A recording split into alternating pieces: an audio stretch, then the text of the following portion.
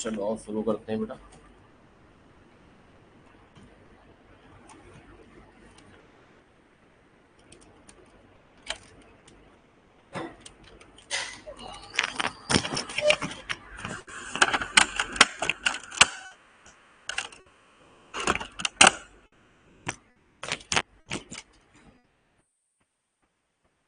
देखो जो हमारा चैप्टर शुरू हो रहा है कॉस्ट ऑफ कैपिटल, इसके पहले हम लोग को समझना पड़ेगा कि कंपनी में जो कैपिटल होती है वो कहाँ कहाँ से आती है। कंपनी का जो कैपिटल स्ट्रक्चर होता है, जहाँ पे कैपिटल आती है कंपनी के लिए, तो कंपनी या तो भैया शेयर कैपिटल, शेयर इशू करके अपनी कैपिटल रेज कर सकता है, पैसा इकट्ठा कर सकता है। अब शेयर्स में भी या तो क्या इशू करेगा वो, इक्विटी शेयर्स या फिर प्रेफरेंस शेयर्स। एक तो हो गया इक्विटी शेयर इशू कर सकता है, एक है प्रेफरेंस शेयर इशू करके पैसे इकट्ठा कर सकता है अपना कंपनी चलाने के लिए। इसके बाद और क्या इशू कर सकता है, डिवेंचर्स या फिर बॉन्ड। दोनों का एक ही जैसा होता है, अकाउंटिंग में थोड़ा सा ट्रीटमेंट अलग है, डिवेंचर अलग होते हैं, बॉन्ड अलग होते हैं। एफएम में समझ के चलो कि दोनों एक ही चीज़ है मोटा मोटा, ठीक है। तो डिवेंचर और बॉन्ड। चौथा क्या हो सकता है कि वो बैंक वगैरह से क्या ले सकता है, लोन ले सकता है। और कंपनी अगर बहुत पुरानी हो गई है, थोड़ा 2-4 साल हो गए हैं कंपनी को, तो कंपनी के पास अपने पैसे भी हो सकते हैं, ठीक है। वो भी व्यापार में लगे होते हैं, तो उसको क्या बोलते हैं हम लोग, रिटेन्ड अर्निंग। तो कंपनी के पास जो पूंजी होती है कंपनी की, वो यहाँ से रेज होके आती है, यहाँ यहाँ से आती है। अब जो भी, जैसे कि मान लीजिए किसी का, हमारी कंपनी है मान लीजिए ए कंपनी, ठीक है। तो हमारी कंपनी में किसी ने अगर इक्विटी शेयर खरीदा है तो उसको कुछ ना कुछ रिटर्न चाहिए। आप लोगों ने मान लीजिए हमारी कंपनी में इक्विटी शेयर खरीदा है, तो भैया इक्विटी शेयर खरीदोगे तो शेयर्स खरीदता है जो इन्वेस्टर होता है, उसके दो पॉइंट ऑफ व्यू होते हैं। एक तो ये है कि उसके शेयर्स के दाम बढ़ते रहें ना, जिससे वो कभी शेयर्स को बेचे तो थोड़ा सा एक्स्ट्रा प्रॉफिट हो जाए, कैपिटल गेन हो जाए ना।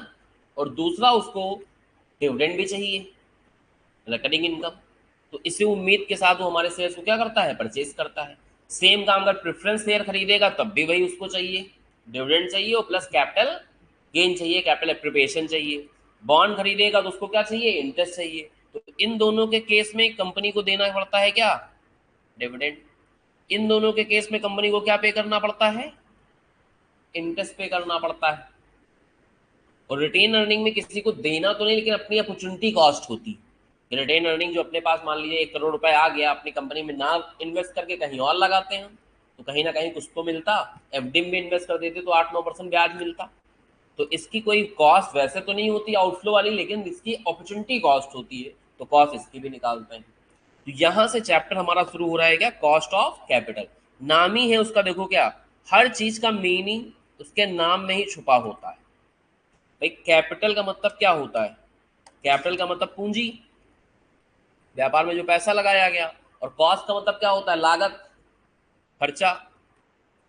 तो जिसने भी पूंजी दी है आपको कंपनी चलाने के लिए, जिसने भी आपको पूंजी दी है, उस सबको जो रिटर्न में आप देते हो वही आपकी कॉस्ट है, ठीक है। यानी कंपनी की कॉस्ट क्या है, जो इनको डिविडेंड दे रहा है। कंपनी की कॉस्ट क्या है, जो इनको इंटरेस्ट पे कर रहा है, ठीक है। बस जो कॉस्ट ऑफ कैपिटल हम लोग कैलकुलेट करते हैं वो परसेंटेज फॉर्म में कैलकुलेट करते हैं। कैसे कैलकुलेट करते हैं, परसेंटेज फॉर्म में। बिल्कुल सिंपल हिसाब किताब है। देखो बेटा, मान लीजिए किसी ने 100 रुपए का इक्विटी शेयर खरीदा, हमारी कंपनी में क्या किए, 100 रुपए का इक्विटी शेयर परचेज किया। अब हमारी कंपनी नई नई है, तो 100 रुपए का शेयर हम बेच रहे हैं, कोई ले ही नहीं रहा है। तो हमने सोचा भैया लो डिस्काउंट पे इशू कर सकते हैं। तो हमने क्या कर दिया, 100 रुपए का शेयर कितने में इशू कर दिया, 80 रुपए में, ठीक है। कितने रुपए में इशू कर दिया, 80 रुपए में। तो कंपनी के पास कितने पैसे आए एक शेयर इशू करके, 80 रुपए। एक चीज हमेशा ध्यान रखना हो, कोई भी सब्जेक्ट हो, जो इंटरेस्ट और डिविडेंड कैलकुलेट किया जाता है वो हमेशा फेस वैल्यू पे किया जाता है। तो चाहे अकाउंट्स हो, कॉस्ट हो, कोई भी सब्जेक्ट हो, कहीं भी इंटरेस्ट और डिविडेंड कैलकुलेट करना हो गया आपको शेयर्स, कैपिटल या बॉन्ड वगैरह पे, डिवेंचर्स पे, तो हमेशा आप किस पे कैलकुलेट करोगे, फेस वैल्यू पे, ठीक है। तो ब्याज कंपनी को या डिविडेंड हमेशा फेस वैल्यू पे देना पड़ेगा। अब मान लीजिए जब हमने शेयर इशू किया तो हमने कह दिया कि भाई डिविडेंड जो है हम देंगे आप लोग को 10% का। तो भाई 100 रुपए का 10% कितना हुआ, 10 रुपए। तो हमको एक साल में इन लोगों को कितना देना है, 10 रुपए। तो 10 रुपए हमारा खर्चा है, और हमारे पास कैपिटल कितनी आई है, सिर्फ 80 रुपए। इशू तो 100 रुपए किया था लेकिन डिस्काउंट पे इशू किया था, हमारे पास तो 80 रुपए पूंजी आई ना, तो 80 रुपए पूंजी पे हम 10 रुपए पे कर रहे हैं, तो परसेंटेज निकाल लो, बस यही है कॉस्ट ऑफ कैपिटल। समझ लो, 80 रुपए व्यापार में क्या हुआ है, पूंजी आई है, और उस पर हम 10 रुपए क्या कर रहे हैं, डिविडेंड पे कर दे रहे हैं। तो 10 डिवाइड बाई 80 इंटू 100 कर लो, परसेंटेज फॉर्म में पता चल जाएगा कि कितने परसेंट इन लोग को हमें क्या करना पड़ता है, कैपिटल पे कॉस्ट बियर करनी पड़ती है कंपनी को। तो यहाँ कितना रहा आपका 12.5% मोटा मोटा। समझ लो, तो ये होता है इसका लॉजिक। इसी तरह बॉन्ड और डिवेंचर्स में अगर हम लोग बात करें तो देखो, एक चीज होती है जिसको हम लोग बोलते हैं टैक्स सेविंग। ठीक है, उसको क्या बोलते हैं, टैक्स सेविंग। जैसे कि आप लोग जानते हो कि सबसे पहले हम लोग सेल लिखते हैं, सेल में आप माइनस करते हो क्या, variable cost, variable cost minus करने के बाद क्या आता है हमारा, कॉन्ट्रीब्यूशन। ये तो कॉस्ट में भी आप लोगों ने सीखा है। और कॉन्ट्रीब्यूशन के बाद क्या माइनस करते थे हम लोग, फिक्स कॉस्ट। क्या आता था, प्रॉफिट। कॉस्ट में यहाँ प्रॉफिट नहीं बोलते, उसको बोलते हैं ईबीआईटी। ईबीआईटी का फुल फॉर्म हो गया earning before interest and tax. इसके बाद आप पे करते हो इंटरेस्ट। इंटरेस्ट किस पे, इन्हीं पे, डिवेंचर, बॉन्ड और लोन। टेक्निकल भाषा में डिवेंचर, बॉन्ड और लोन सबको अगर इकट्ठा बोले, ये हो जाती है हमारी लॉन्ग टर्म बोरोइंग। अकाउंटिंग में इनको क्या बोलते हैं हम लोग, लॉन्ग टर्म बोरोइंग। तो इंटरेस्ट पे करते हैं ऑन लॉन्ग टर्म बोरोइंग, मतलब इन तीन पे ब्याज। ब्याज पे करने के बाद जो पैसा बचता है, इसको बोलते हैं प्रॉफिट बिफोर टैक्स। ठीक है, क्या बोलते हैं, प्रॉफिट बिफोर टैक्स। इसके बाद इनकम टैक्स का पेमेंट होता है जितना भी होगा, और इनकम टैक्स पेमेंट करने के बाद जो आता है इसको बोलते हैं क्या, प्रॉफिट आफ्टर टैक्स। इसके बाद स्टेटमेंट और चलता है। ठीक है, तो यहां तक आ जाता है प्रॉफिट आफ्टर टैक्स। इसके बाद इक्विटी वालों को डिविडेंड दिया जाता है, इक्विटी वालों को नहीं, पहले प्रेफरेंस वालों को दिया जाता है। तो इसके बाद माइनस क्या होता है, प्रेफरेंस वालों का डिविडेंड। इसके बाद जो बचता है इसको बोलते हैं earning available to equity share holder. Earning available to equity share holder, shortcut में कहा जाता है इक्विटी अर्निंग। यानी इक्विटी वालों के लिए क्या अर्निंग बची, बाकी सबको तो बांट दिया भाई, डिवेंचर्स को ब्याज मिल गया, प्रेफरेंस वालों को डिविडेंड मिल गया, तो ये पैसा बचा है किसके लिए, इक्विटी वालों के लिए। ठीक है, और इसी से अगर मैं डिवाइड कर देता हूं नंबर ऑफ इक्विटी शेयर्स से, इक्विटी शेयर्स कितने कंपनी में है, तो हमारा आ जाता है अर्निंग पर शेयर, जिसको आप ईपीएस बोलते हो।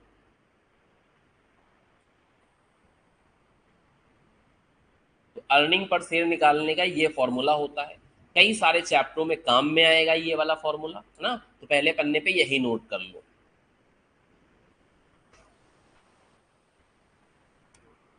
एफएम के अंदर बहुत ज़्यादा काम आता है इस फॉर्मूले का।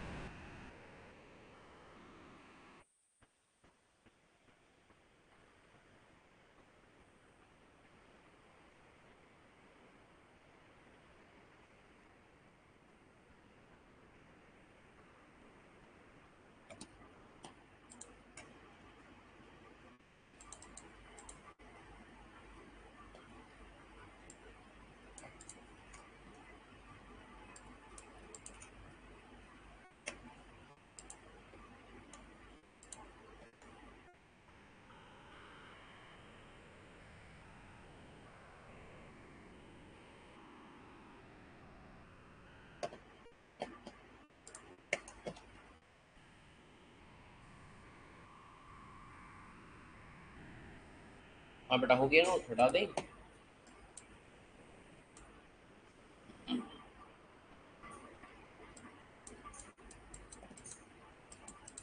अब कॉस्ट ऑफ कैपिटल की बात करें तो यही चीज देखो यहाँ पे है, पहले कॉस्ट ऑफ डेट निकाली जाती है, ठीक है।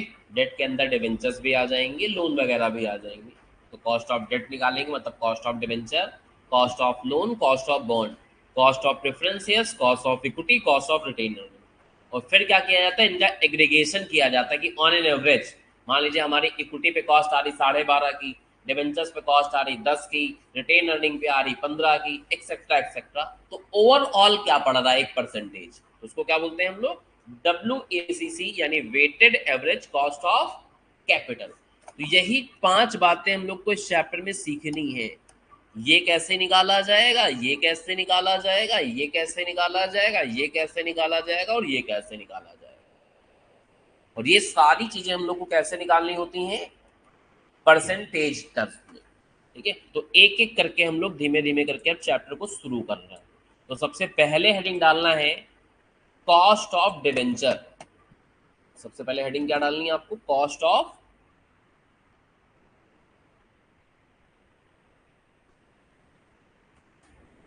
अब कॉस्ट ऑफ डिवेंचर से पहले एक चीज हल्की समझनी पड़ेगी आपको, मोटी मोटी, फिर इसको पढ़ेंगे तो मजा आएगा। एग्जाम्पल समझना, एग्जाम्पल इधर देखो, ये लिखना है किसी को नहीं कि सिर्फ दिमाग पे बैठाना है। मान लीजिए किसी कंपनी की सेल 1 लाख हुई, उसकी वेरिएबल कॉस्ट जो है वो 60,000 रुपए, ठीक है। चलो 60,000 ज्यादा ले लिया, थोड़ा कम ले लेते हैं, 40,000 है। कॉन्ट्रीब्यूशन आ गया 60,000, फिक्स कॉस्ट मान लो 15,000 की है, तो EBIT आ गया 45,000 रुपए। इस पे इंटरेस्ट मान लो 5,000 जा रहा है, तो ये आ गया आपका कितना, 40,000 रुपए। टैक्स रेट लेट से 30% के हैं, तो 4×3 = 12,000 रुपए टैक्स चला जाएगा। पैट कितना बचेगा, 28,000 रुपए। अब अगर यहाँ इन सब किसी में भी कॉस्ट आपकी बढ़ जाए, किसी में खर्चा बढ़ जाए, तो उसकी वजह से टैक्स में सेविंग होने लगेगी, ठीक है। एग्जांपल देखना, सेल आपकी 1 ही लाख की है, मान लो ये खर्चा 40 से कितना हो गया, 50 हो गया, तो यहाँ आएगा 50, यहाँ आएगा 15, यहाँ आएगा 35, यहाँ आएगा 5, यहाँ आएगा 30, और फिर 30 का 30% टैक्स कितना जाएगा, 9,000 रुपए। तो सिंपल सी बात है, टैक्स माइनस करने से पहले जो खर्चे आते हैं, इन खर्चे में किसी तरीके की कोई बढ़ोतरी हो जाए तो खर्चा तो बढ़ा है आपका 10,000 से, लेकिन टैक्स भी बच गया है 3,000 से। खर्चा जो बढ़ा है 10,000 से, लेकिन टैक्स भी क्या हो गया है, 3,000 से बच गया है। तो ओवरऑल जो इम्पैक्ट प्रॉफिट में दिखाई पड़ेगा वो सिर्फ 7,000 का दिखाई पड़ेगा। कि वैसे तो भैया खर्चा 10,000 से बढ़ा था, तो प्रॉफिट 10,000 से कम होना चाहिए, जबकि प्रॉफिट कितने से कम दिखाई पड़ रहा है, 7,000 से। तो सिंपल सी बात है कि टैक्स माइनस करने से पहले जो खर्चे आप माइनस कर देते हो, PBT के कैलकुलेशन में जो खर्चे माइनस हो जाते हैं, इन खर्चों में किसी तरीके का कोई इंक्रीज आया तो खर्चे में भले इंक्रीज आएगा, लेकिन इससे क्या होगी, टैक्स की बचत होगी। टैक्स की क्या होगी, बचत होगी। जैसे कि मान लीजिए इंटरेस्ट है, मान लो ये 10,000 यहां ना बढ़ाते, एग्जाम्पल, ये इंटरेस्ट 5 से 15 कर देते, तो इंटरेस्ट आपको डिवेंचर्स पे 10,000 देना पड़ रहा है, लेकिन इंपैक्ट आपका सिर्फ कितना दिखाई पड़ रहा है, 7,000 रुपए, क्योंकि उसकी वजह से 3,000 की क्या हो गई है, टैक्स की बचत हो गई। तो देखो बेटा, प्रेफरेंस डिविडेंड में कोई टैक्स की बचत नहीं होती है, इक्विटी डिविडेंड में कोई डिफरेंस की बचत नहीं होती है, लेकिन जो आप डिवेंचर्स पे, बॉन्ड पे, लोन पे आप इंटरेस्ट पे करते हो, उसमें क्या होती है, टैक्स की बचत होती है। इसलिए उसके फॉर्मूले में 1 - T भी आता है, ठीक है। जो भी फॉर्मूला बनाएंगे तो वहां क्या आएगा, 1 - T आएगा, यानी टैक्स सेविंग भी होगी। तो अब फॉर्मूला बन रहा है, देखो, कॉस्ट ऑफ डिवेंचर। डिवेंचर होते हैं 2 टाइप के। डिवेंचर कैसे होते हैं, डिवेंचर होते हैं 2 टाइप के। एक होते हैं इररिडीमेबल, जिनको रिडीम नहीं किया जाता है, और एक होते हैं रिडीमेबल, जो फिक्स टाइम पीरियड के बाद क्या कर लिया जाता है, कंपनी द्वारा रिडीम करा लिए जाते हैं। तो जो रिडीमेबल डिवेंचर होते हैं उनका फॉर्मूला अलग होता है, और जो इररिडीमेबल डिवेंचर होते हैं उनका फॉर्मूला क्या होता है, अलग होता है। तो पहले मैं बात कर लेता हूं इररिडीमेबल डिवेंचर की। कॉस्ट ऑफ डिवेंचर को केडी से डिनोट किया जाता है, ठीक है। कॉस्ट को यहाँ के बोलते हैं हम लोग, सी नहीं बोलते, के। तो कॉस्ट और डी का मतलब डिवेंचर, तो कॉस्ट ऑफ डेट या कॉस्ट ऑफ डिवेंचर। तो यहाँ जो केडी का फॉर्मूला है वो फॉर्मूला होता है इंटरेस्ट 1 - टी, ठीक है। Interest 1 - T divide by net proceed into 100। अभी फुल फॉर्म नीचे लिखेंगे, चिंता की कोई बात नहीं, ठीक है। तो इररिडीमेबल डिवेंचर्स का केडी निकालने का फॉर्मूला क्या है? इंटरेस्ट, इंटरेस्ट जो हम पे कर रहे हैं वो 1 - टी कर रहे हैं, जिससे टैक्स सेविंग कट जाए, ठीक है। और डिवाइड बाय नेट प्रोसीड मतलब डिवेंचर इशू करके कितने पैसे कंपनी के पास आए और इनटू 100 कर देंगे, ठीक है। और जो रिडीमेबल डिवेंचर रहता है इसका कॉस्ट ऑफ डिवेंचर निकालने का फॉर्मूला इंटरेस्ट 1 - टी तो रहेगा ही रहेगा, plus redeemable value minus net proceed divide by time, कितने साल के लिए किया गया था, और whole divided by RV plus NP divide by 2। Averaging कर लेते हैं कि इशू कितने पे किया था, रिडीम कितने पे हो रहा, उसका एवरेज। और ये फॉर्मूले का जन्म कैसे हुआ है समझो। मान लीजिए डिवेंचर हमने 100 रुपए का इशू किया और 5 साल बाद रिडीम कराएंगे 120 रुपए में, तो कंपनी को 20 रुपए का ये भी तो नुकसान हो रहा है, जो 20 रुपए एक्स्ट्रा पे करने पड़ रहे हैं ये भी तो मेरी लागत है।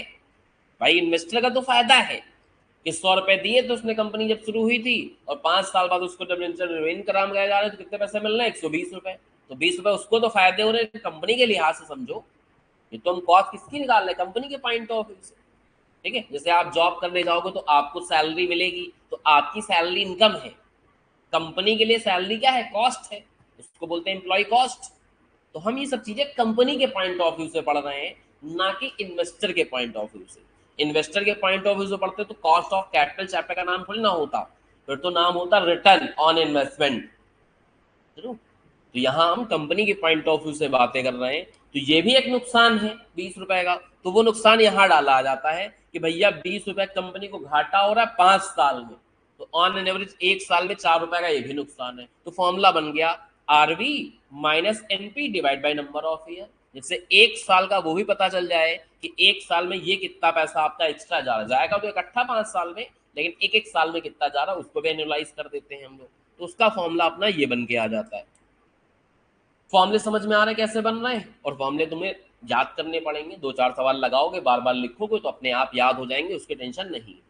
अब एक चीज और समझनी है बहुत ध्यान से, ठीक है। इधर देखो, अब कंपनी कोई एक डिवेंचर तो इशू करेगी नहीं, 1000 2000 5000 डिवेंचर इशू करेगी, तो आपको पैरिटी रखनी है। अगर आपने इंटरेस्ट सारे डिवेंचर्स का लिख दिया है तो नेट प्रोसीड भी सारे डिवेंचर का लिखोगे, और इंटरेस्ट आपने अगर एक डिवेंचर का लिखा है तो नेट प्रोसीड भी कितने लिखोगे, एक डिवेंचर का। तो हम लोग सिंपल करने के लिए एक ही डिवेंचर का इस्तेमाल करेंगे कि एक डिवेंचर कितने का इशू हुआ है, एक डिवेंचर में ब्याज कितना जा रहा है, यानी नंबर ऑफ डिवेंचर से हमें कोई मतलब नहीं होगा ये निकालने के लिए। जब एक से काम चल सकता है तो इतना क्यों बढ़ाया जाए माहौल को, बात समझ रहे हो।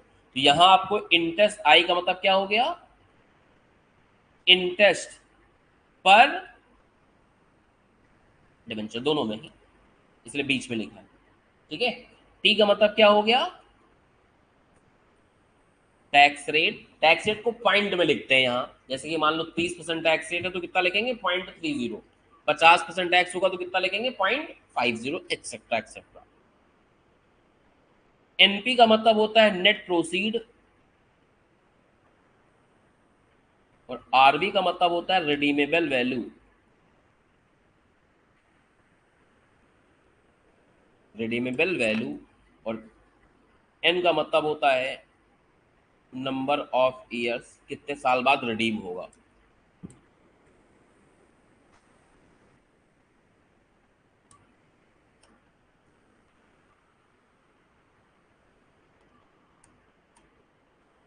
ये जो कॉस्ट ऑफ डिवेंचर लिखा है इसके नीचे ऐसा लिख लेना, आफ्टर टैक्स, छोटा सा, cost of debenture after tax.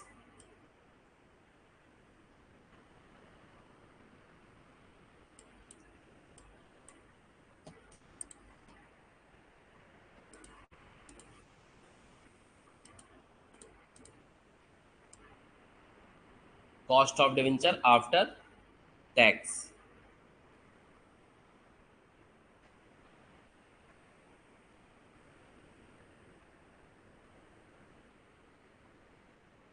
हाँ बेटा, यहाँ तक नोट हो गया? नहीं हुआ अभी?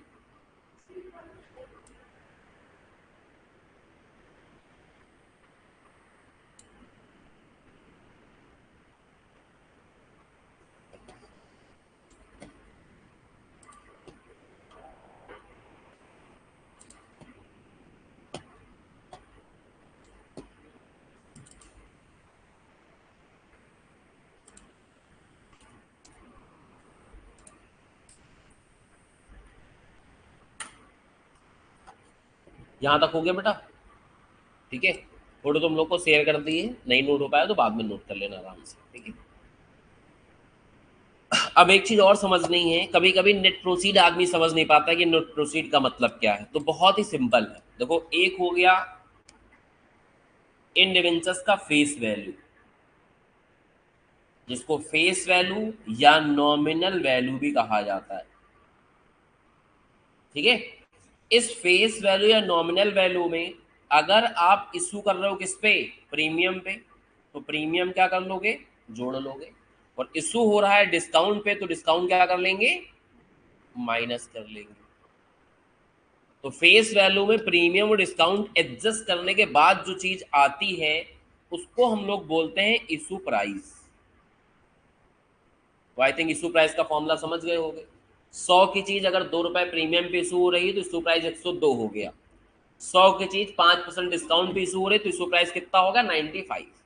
यानी फेस वैल्यू में प्रीमियम डिस्काउंट का एडजस्टमेंट कर लेंगे तो क्या आ जाएगा, इशू प्राइस।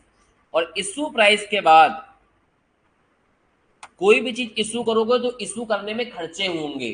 जैसे आपने अगर सुना होगा 11th-12th क्लास में ही कि जब शेयर इशू होते हैं तो प्रॉस्पेक्टस इशू करना पड़ता है, डिवेंचर इशू होते हैं तो प्रॉस्पेक्टस इशू करना पड़ता है, थोड़ी सी मार्केटिंग करनी पड़ेगी, तभी तो कोई आके आपकी कंपनी का डिवेंचर वगैरह लेगा। तो इन सब में भैया क्या होगा, बहुत खर्चा होगी, तो उसको बोलते हैं इशू एक्सपेंसेस, या और टेक्निकल लैंग्वेज में इन डिवेंचर को फ्लोट कराने की cost, that is cost flotation cost, ठीक है। तो इसमें हम लोग क्या करते हैं, माइनस करते हैं क्या, चाहे उसको क्या बोले हम लोग, इशू एक्सपेंसेस, या क्या बोले उसको हम लोग, फ्लोटेशन कॉस्ट या फ्लोटेशन एक्सपेंसेस। और इनका एडजस्टमेंट करने के बाद जो चीज आएगी उसको बोलते हैं नेट प्रोसीड्स। उनको क्या बोलते हैं, नेट प्रोसीड। उनको क्या बोलते हैं हम लोग, नेट प्रोसीड बोलते हैं।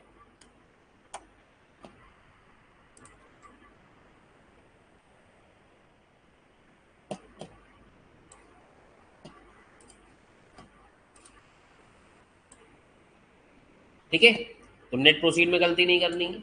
अब जैसे कि आपको पता है कि मान लो अब इनका देखो, इनका पैसा था, देखो सुन लो बेटा, इनका या तो रुपए पैसे में बताएगा कि 2 रुपए प्रीमियम है, 5 रुपए डिस्काउंट है, या परसेंटेज फॉर्म में बताएगा।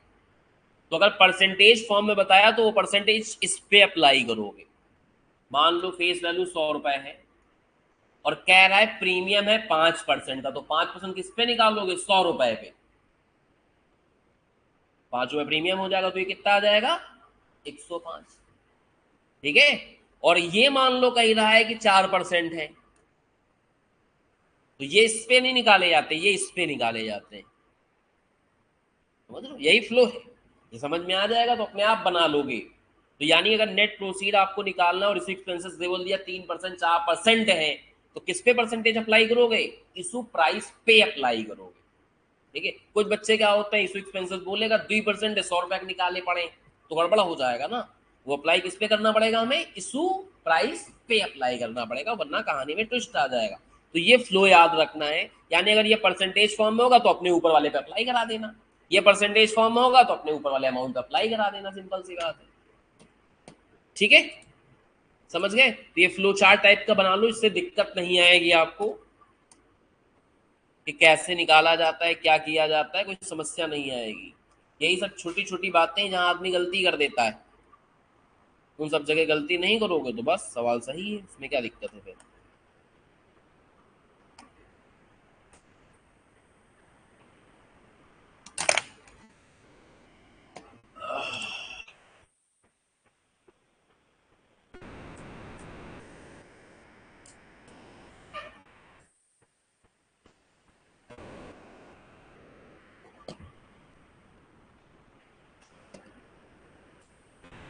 हाँ बेटा हटा दिया जाए, हो गया। चलिए बहुत अच्छी बात है। अभी जो आप फॉर्मूले सब सीखोगे वो आफ्टर टैक्स वाले हैं। कभी कभी आपसे कहेगा क्या कि कॉस्ट ऑफ डिवेंचर निकालनी कैसी, बिफोर टैक्स।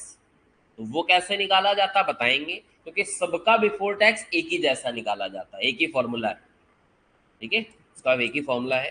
तो लिखना चाहो तो लिख सकते हो। अगर cost of debenture before tax बोल दिया, क्या बोल दिया, कॉस्ट ऑफ डिवेंचर क्या निकालना है आपको, बिफोर टैक्स। और ये बोलेगा तभी निकालोगे, वरना हमेशा आफ्टर टैक्स वाला ही निकाल के एग्जाम में आओगे। जब तक कहे ना बिफोर टैक्स निकालो, तब तक आपको बिफोर टैक्स नहीं निकालना होगा। इसका फॉर्मूला बहुत सिंपल है। जो भी आपने केडी निकाला है ना आफ्टर टैक्स वाला, पहले बिफोर टैक्स निकालना तो भी डायरेक्ट नहीं निकलता, पहले आपको यही निकालना पड़ेगा आफ्टर टैक्स वाला। और जब इसका आंसर आ जाए तो फिर 1 - t से डिवाइड कर देना है। जब इसका आंसर आ जाए तो क्या करेंगे, 1 - t से इसको डिवाइड कर देंगे। तो फिर कॉस्ट ऑफ डिवेंचर आ जाएगा क्या हमारा, बिफोर टैक्स वाला।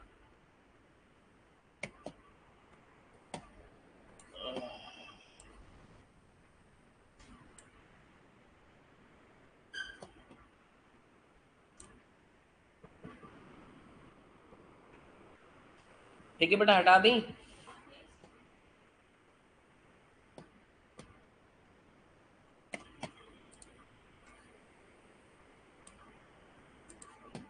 अब आओ कुछ क्वेश्चन देखो।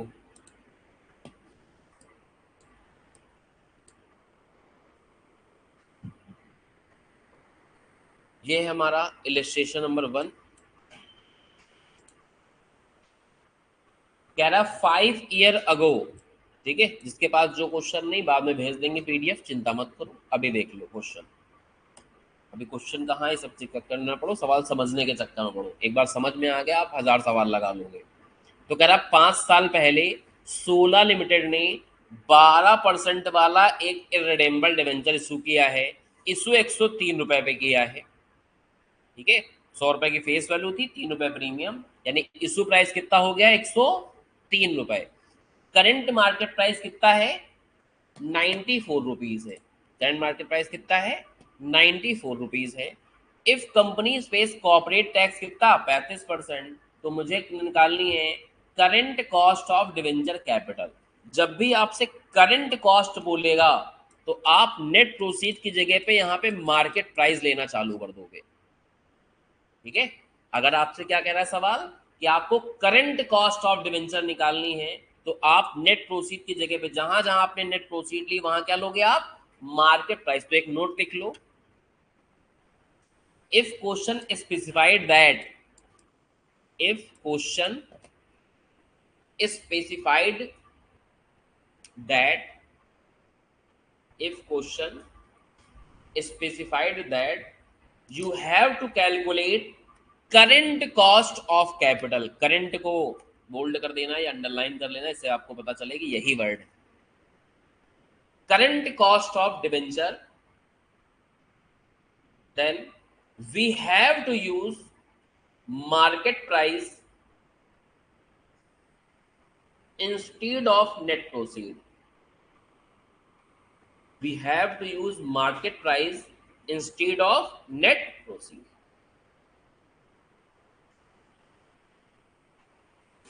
तो अगर सवाल कहेगा करंट निकालना है तो आपको नेट प्रोसीड की जगह पे क्या ले लेनी है, उसके जगह पे मार्केट प्राइस ले लेनी है अपने फॉर्मूले में। तो भैया कॉस्ट ऑफ डिवेंचर निकालना है लेकिन करंट निकालनी है, तो 1 - t divide by market price हो जाएगा, और इंटू क्या कर देंगे, 100 कर देंगे। हमेशा बताया था कि इंटरेस्ट हमेशा फेस वैल्यू पे निकाला जाता है। तो 12% इंटरेस्ट का मतलब 100 रुपए का 12% निकालोगे तो इंटरेस्ट कितना निकलेगा, 12 रुपए। तो इंटरेस्ट में आ जाएगा 12 रुपए। 1 - टी है आपका 35%, 0.35 लिखोगे। और मार्केट प्राइस कितना है, 90। इसको सॉल्व कर लोगे, एक लाइन में आंसर आ जाएगा। कैलकुलेटर चाहिए, लो कैलकुलेटर। कैश कर पाओगे, चल ले लो। हमें लगा कैश कर पाओगे तुम। 8.39, 8.29%। तो इसका आंसर आ चुका है 8.29। राउंडिंग ऑफ कर लोगे तो 8.30 शायद आ रहा है सब कुछ करने के बाद ना। 8.082 आगे कितना है 78 है तो 30 हो जाएगा ना।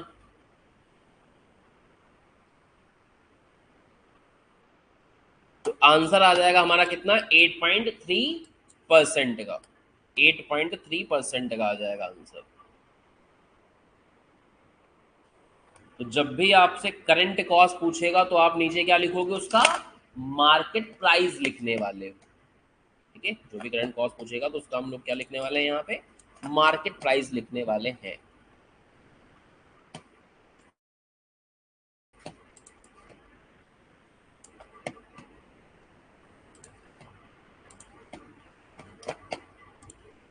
अगला सवाल देखो नेक्स्ट।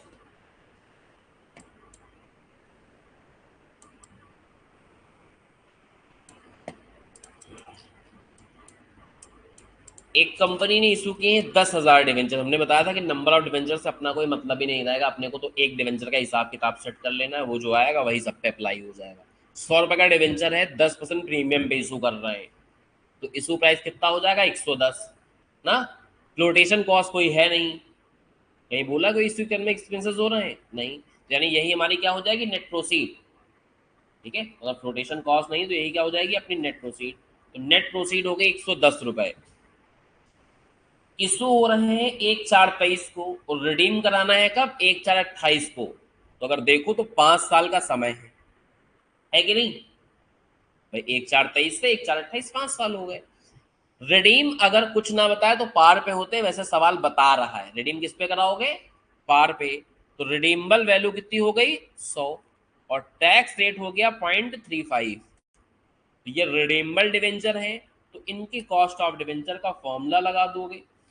अभी अगर याद हो तो फॉर्मूला लिखा था आपको। फॉर्मूला जब जब सवाल लगाओ बार बार लिखो, याद भी हो जाए फॉर्मूला तब भी लिखो, उससे क्या होगा भूलोगे नहीं। तो 10 बार फॉर्मूला लिखोगे तो अपने आप याद हो जाएगा। R B minus N P divide by N whole divided by R B plus M P का एवरेज इंटू 100। इंटरेस्ट हो गया 100 का 10% यानी 10 रुपए। 1 माइनस टी हो गया आरवी 100 एनपी 110 डिवाइड बाई 5 साल और होल डिवाइडेड बाई 100 प्लस 110 का एवरेज। तो स्टेप बाय स्टेप सॉल्व करना, एक साथ करोगे तो कैलकुलेटर खराब हो जाएगा। इसको सॉल्व करेंगे तो ये आ रहा है 6.5। इसको सॉल्व करेंगे तो माइनस का 10 डिवाइड बाई 5 करोगे तो माइनस का 2 आ जाएगा और इसका एवरेज करेंगे तो ये आ जाएगा 105। इसको सॉल्व करोगे तो फाइनली आ जाएगा आपका आंसर।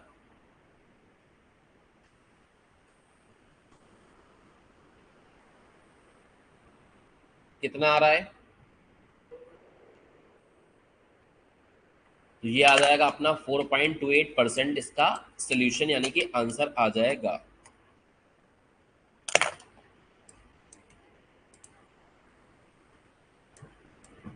समझ गए, कोई परेशानी किसी भी तरीके की।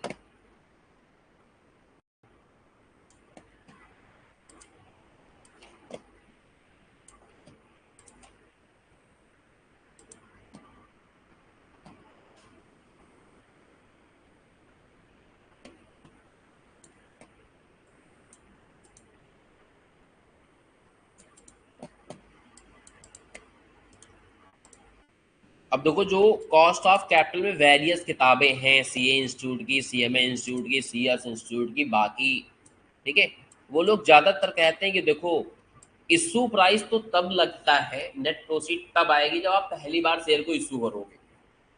अब इशू किया था 5 साल पहले, समझ लो कॉस्ट ऑफ कैपिटल हम आज निकाल रहे हैं, तो तब इशू किया था तब आपने 110 में इशू कर दिया था 115 में। आज तो मार्केट में दाम अगर 500 चल रहा होगा तो कॉस्ट ऑफ कैपिटल 500 के हिसाब से निकालेंगे।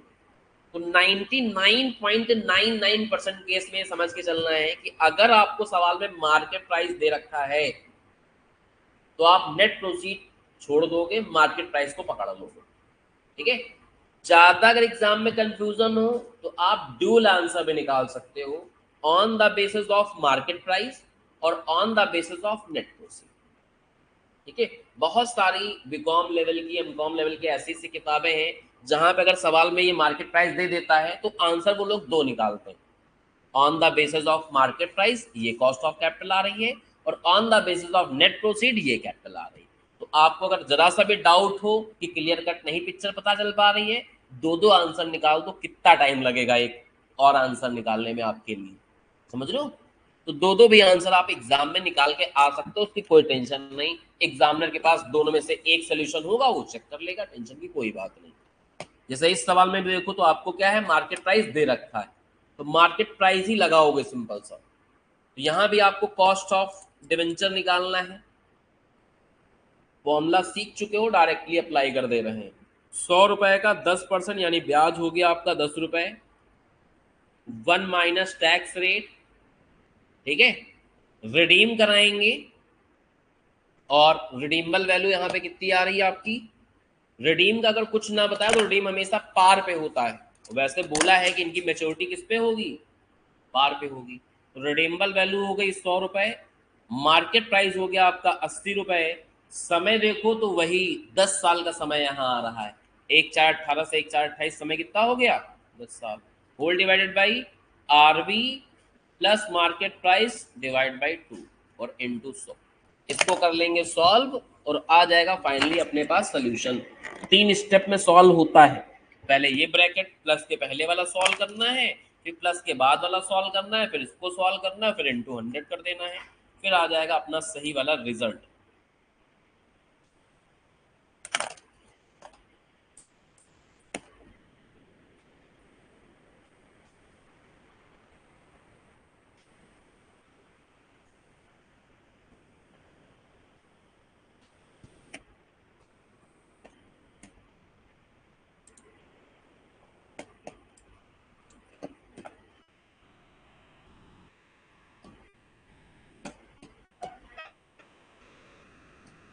नाइन पॉइंट फोर फोर आ रहा है, 9.44 बताया जा रहा है। अच्छा ठीक है, इन लोगों ने सोल्यूशन में थोड़ा सा मिसप्रिंट कर दिया है, इस वजह से गड़बड़ हो गया है। टाइम यहाँ 5 ही साल था, ठीक है। 23 है, देखो एक जगह उसने 28 लिखा है, एक जगह 23 लिखा है, तो कहीं ना कहीं यहाँ पे छोटा सा एक मिसप्रिंट है।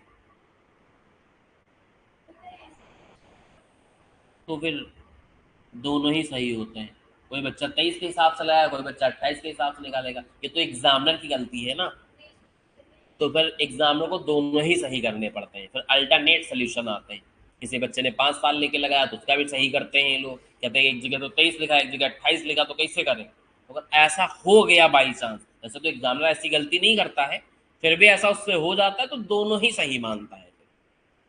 तभी तो कई बार सजेस्टेड में देखो तो अल्टरनेट सोल्यूशन आते हैं, ये भी सोल्यूशन है, ये भी सोल्यूशन, जो भी आपका सही हुआ होगा तो नंबर सही मिल जाएंगे। तो यहाँ पे इन्होंने इसको 5 लेके सोल्यूशन किया, तो हम भी 5 कर देते हैं। अब बताओ क्या रिजल्ट निकल के आ रहा है।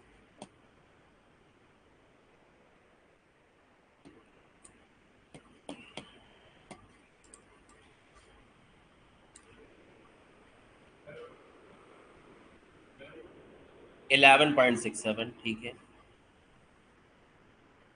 तो ये आ चुका है हमारा 11.67%। ठीक है, ये आ गया हमारा कितना, 11.67%। तो कॉस्ट ऑफ डिवेंचर के सवाल इस तरीके से लगाए जाते हैं, ठीक है। कॉस्ट ऑफ डिवेंचर के सवाल इस तरीके से आपको लगाए जाते हैं।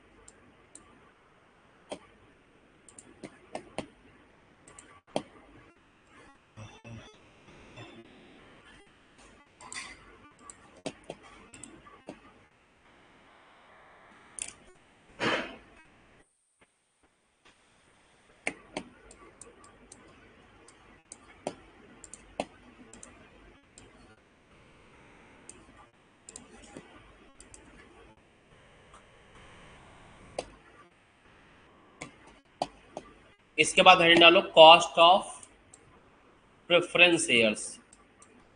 हेडिंग डालनी है आपको क्या, cost of preference shares.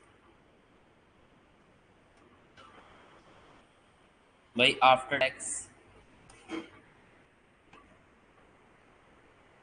Cost of preference shares after tax. ये भी दो टाइप के होते हैं, इररिडीमेबल और रिडीमेबल। तो लगभग लगभग वैसा ही चार्ट बनेगा, बस वैल्यूज चेंज होके आएंगी, फॉर्मूला दूसरा रहेगा।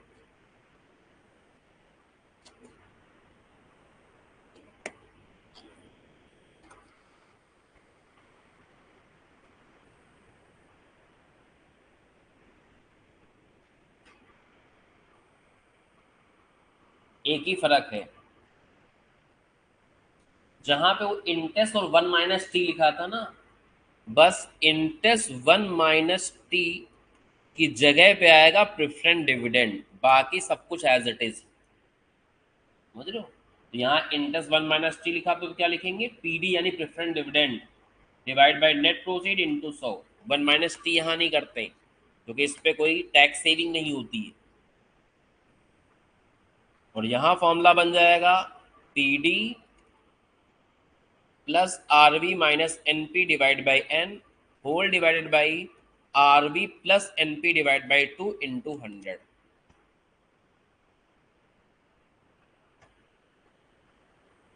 पी डी का मतलब हो गया प्रेफरेंस डिविडेंड पर शेयर, एक शेयर पे कितना डिविडेंड देना मांगता है,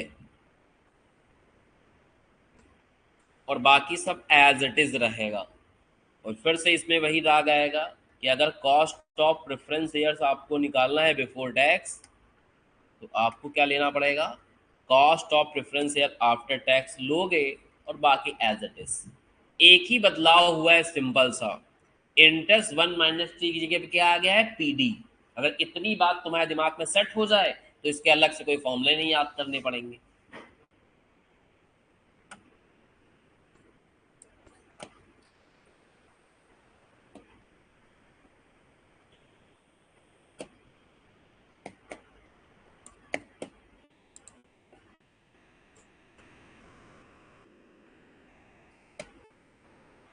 हाँ बेटा, हटा दिया जाए, नोट हो गया।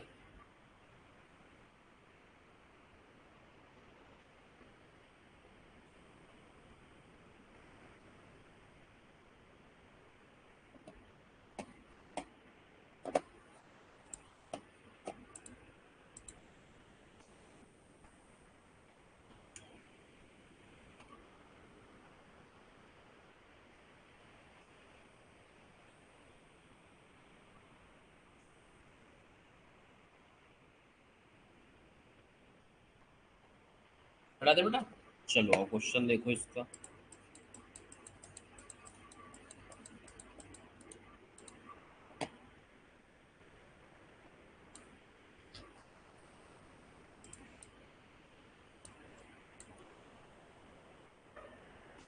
XYZ limited issue 2010% preference shares of 100 रुपए, लेकिन इशू कितने पे हो रहे हैं, 95 पे। तो वही हमारा नेट प्रोसीड हो जाएगा। नेट प्रोसीड का मतलब ही होता है शेयर इशू करके ब्रोकरेज जोकरेज देने के बाद, एक्सपेंसेस काटने के बाद क्या पैसे कंपनी के हाथ में आते हैं। तो यहाँ केपी का फॉर्मूला लगा देंगे सिंपल,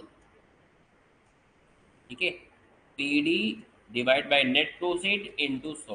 पी डी हमेशा फेस वैल्यू पे निकाला जाएगा, तो 100 का 10 रुपए यानी कि 10 रुपए प्रेफरेंस डिविडेंड है, इशू 95 पे हुआ है, इंटू 100 कर दोगे आ जाएगा आंसर। छोटा सा एमसीक्यू टाइप का क्वेश्चन है, तो समझ लो कितना आ रहा है, 10.53%।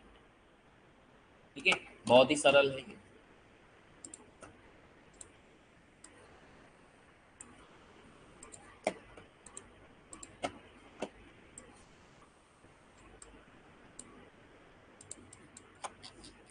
अगला क्वेश्चन देखो नेक्स्ट। ये कह रहा है प्रेफरेंस स्टॉक इशू किया है 100 रुपए पे विद स्टेटिंग डिविडेंड ऑफ 12, लेकिन फ्लोटेशन कॉस्ट है यहाँ 3% की। ठीक है, तो पहले आपको नेट प्रोसीड निकालना पड़ेगा। वैसे तो 100 रुपए का है, लेकिन 3% चले जाएंगे फ्लोटेशन में, यानी नेट प्रोसीड कितनी आएगी, 97।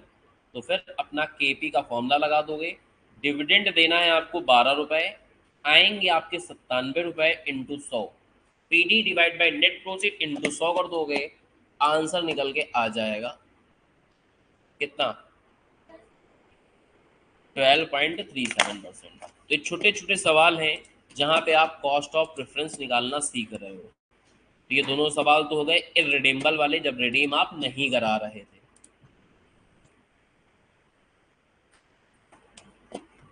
आगे चलते हैं, रिडीम वाले सवाल ट्राई करते हैं हम लोग।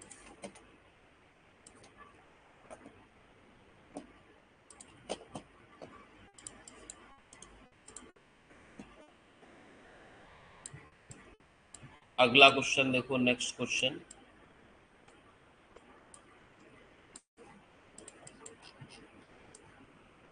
ठीक है, इधर देखो बेटा बोर्ड पे, XYZ लिमिटेड इशू कर रहे हैं क्या, 2000 प्रेफरेंस शेयर्स 100 रुपए वाले इशू कर रहे हैं 95 पे, 10 साल बाद इनको रिडीम कराना है। ठीक है, रिडीम के बारे में कुछ ना बोले तो फेस वैल्यू पे रिडीम कराए जाते हैं। कॉस्ट ऑफ प्रेफरेंस निकालना है, यानी हमें केपी कैलकुलेट करना है। तो 100 रुपए का 10% पीडी हो गया आपका 10 रुपए, plus redeemable value minus net proceed divide by time और whole divided by RV plus NP divide by 2 और इनटू कर दोगे 100। ठीक है, फॉर्मूला याद होगा तो बस पुट ही करना होगा और आपके सामने आ जाएगा सिंपल सा रिजल्ट।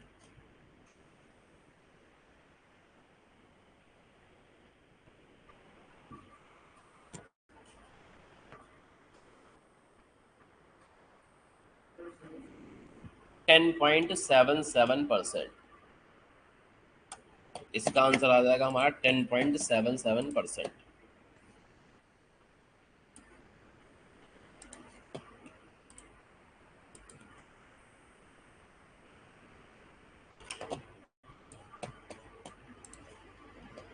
ठीक है, कोई समस्या। अगले डालो कॉस्ट ऑफ लोन, क्या डालोगे, कॉस्ट ऑफ लोन।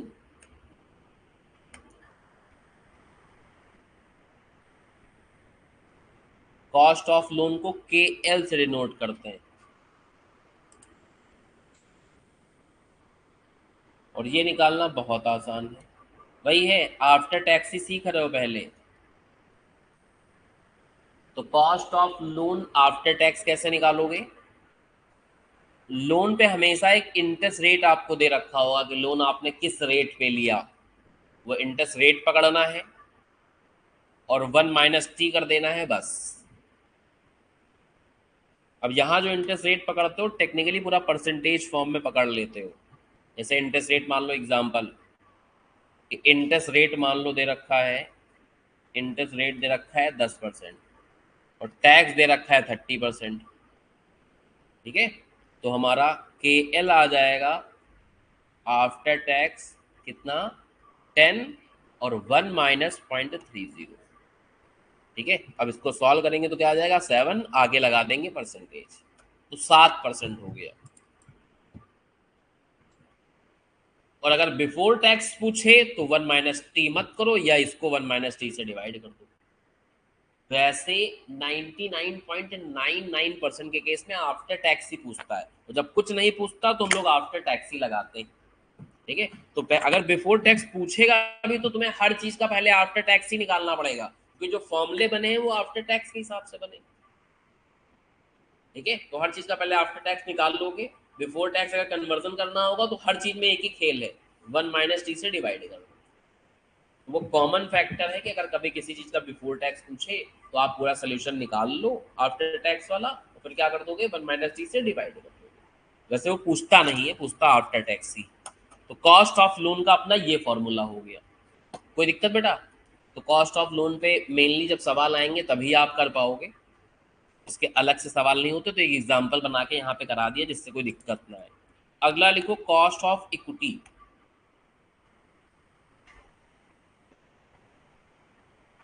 अगला लिखना है हम लोग को cost of equity, that is called के ई।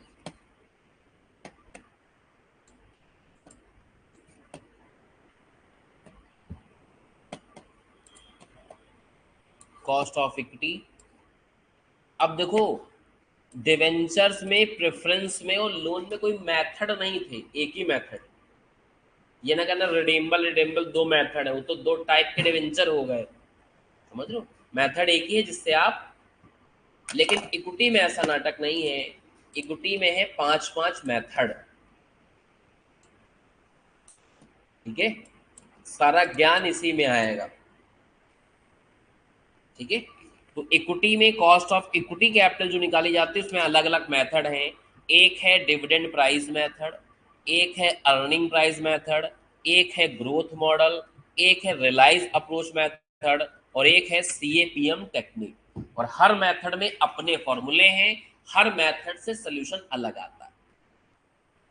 ठीक है, तो जब जिस मेथड से कहेगा उस मेथड से लगाना पड़ेगा, और मेथड नहीं बोलेगा तो सवाल पढ़ के आपको पिक करना पड़ेगा कि कौन सा मेथड लगाना है। और वो तब समझ पाओगे जब ये पांचों फॉर्मूले अपने दिमाग में बसा लिए। ठीक है, पांचों फॉर्मूले समझ लोगे तो फिर जाके हम लोग उसको लगा पाएंगे, निकाल पाएंगे।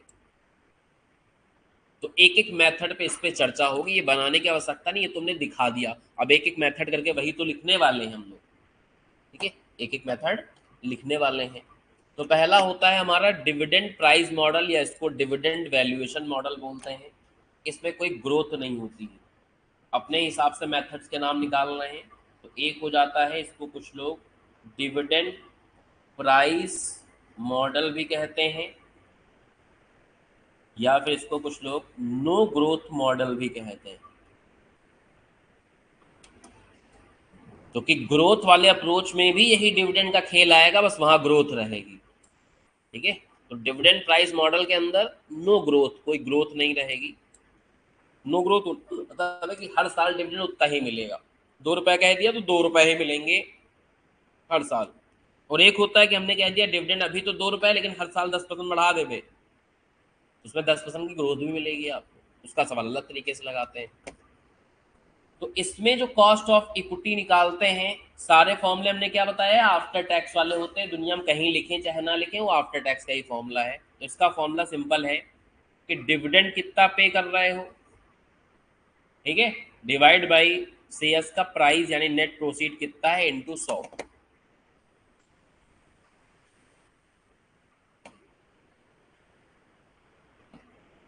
Dividend divide by net proceed into 100। और वही खेल है कि मार्केट प्राइस दे रखा होगा तो एनपी जगह क्या लेने लगते हैं हम लोग, मार्केट प्राइस। सब जगह वही आएगा। दूसरा,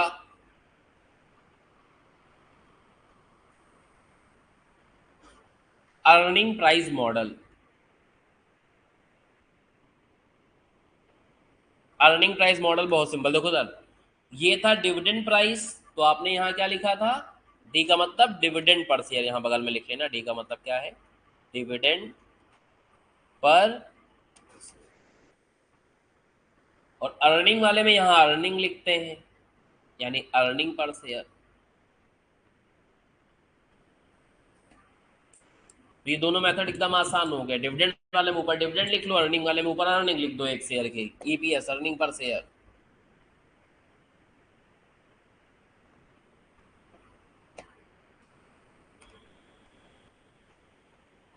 तीसरा हो जाता है ग्रोथ मॉडल। इसका पूरा नाम होता है डिविडेंड ग्रोथ मॉडल। क्या नाम होता है, डिविडेंड ग्रोथ मॉडल।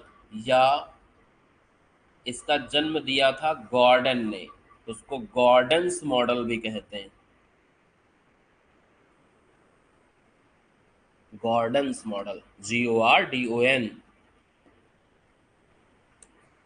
GORDON। इसमें कई का फॉर्मूला रहता है D1, ठीक है, divide by net proceed plus G into 100।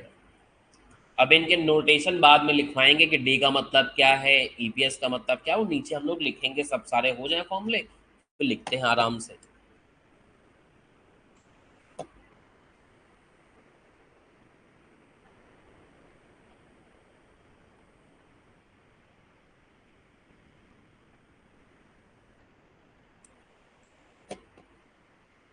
ठीक है, लिख लिया यहां तक। चौथा होता है realised yield model. Realised yield model. Realised yield model.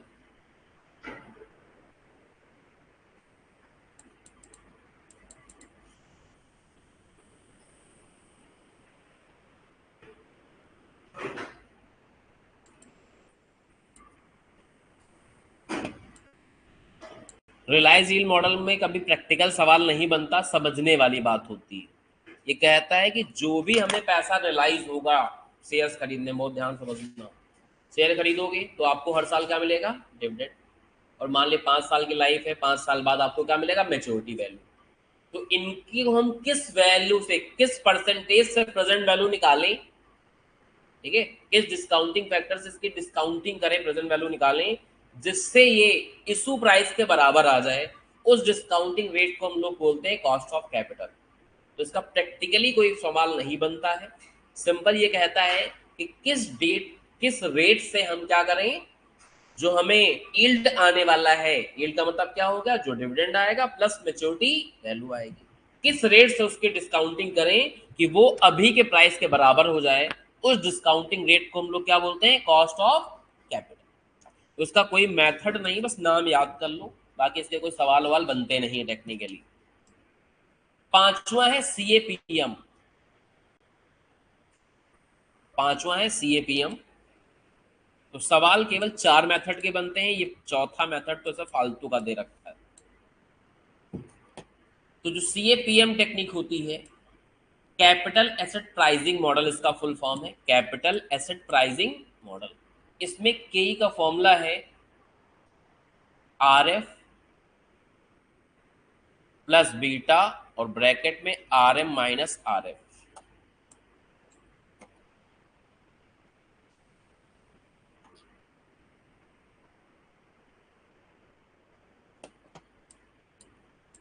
तो ये कॉस्ट ऑफ इक्विटी के क्या है, सारे फॉर्मूले। तो आई थिंक सारे फॉर्मूले आप लोगों ने लिख लिए ना बेटा। आगे चले हम लोग, चलो बहुत ही ध्यान से बात को समझना। अब थोड़ी और जानकारी बटोरोगे तब हम लोग सवाल में घुसना आरंभ कर पाएंगे। देखो इसमें तो डिविडेंड हर साल वही रहता है, तो चाहे D0 लिखे D1 लिखे कुछ फर्क नहीं पड़ेगा, वरना D0 अलग चीज होती है और D1 अलग चीज होती है।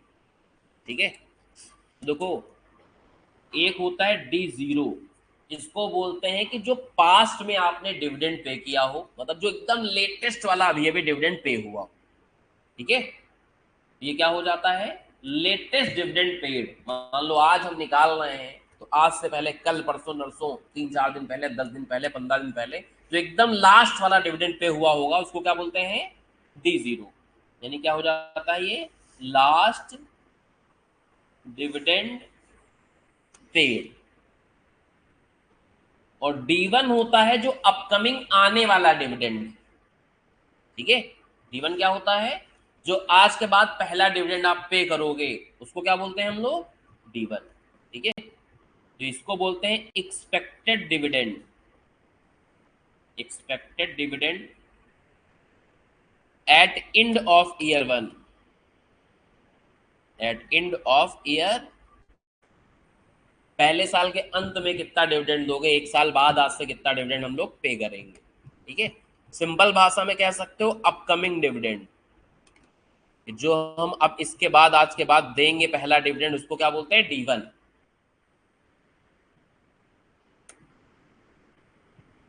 तो अगर डिविडेंड के आगे ये वर्ड लिखा है पेड, तो समझ जाना पे कर चुका है, तो इसका मतलब D0 बता रहा है। ये वर्ड लगा है या ये वर्ड लगा है या ये वर्ड लगा है, तो कहीं ना कहीं आपको समझना पड़ेगा कि सवाल में डिविडेंड दे कौन सा रखा है। कभी चुपके से D0 वाली वैल्यू पकड़ा देगा, कभी D1 वाली वैल्यू पकड़ा देगा, और ये नहीं लिखेगा कि D0 है कि D1। तो आपको समझना पड़ेगा कि वो D1 दे रखा है या D0 दे रखा है। कभी कभी देखो बेटा, सवाल उसको इसका लगवाना होगा, तब भी सवाल में तुमको क्या देगा, D0 देगा। ठीक है, तो हम D1 निकाल सकते हैं। D1 निकालने का फॉर्मूला होता है D0 1 + G।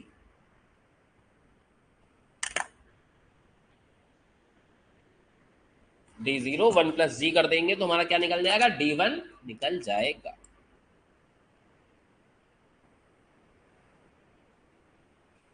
जी होता है वो क्या होता है, ग्रोथ रेट। जी क्या होता है हमारा, ग्रोथ रेट होता है। अगर ग्रोथ रेट दे रखा है तो बहुत अच्छी बात, और अगर नहीं दे रखा है तो कभी कभी हो सकता है ये भी तुम्ही से निकलवाए। ठीक है, तो इसका फॉर्मूला होता है बी इंटू आर। इसका फॉर्मूला होता है B into are.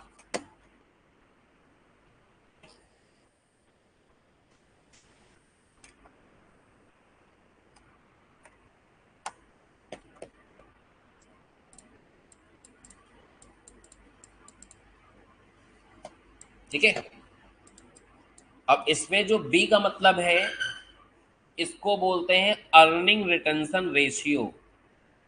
Earning retention rate या रेशियो कुछ भी कह सकते हो।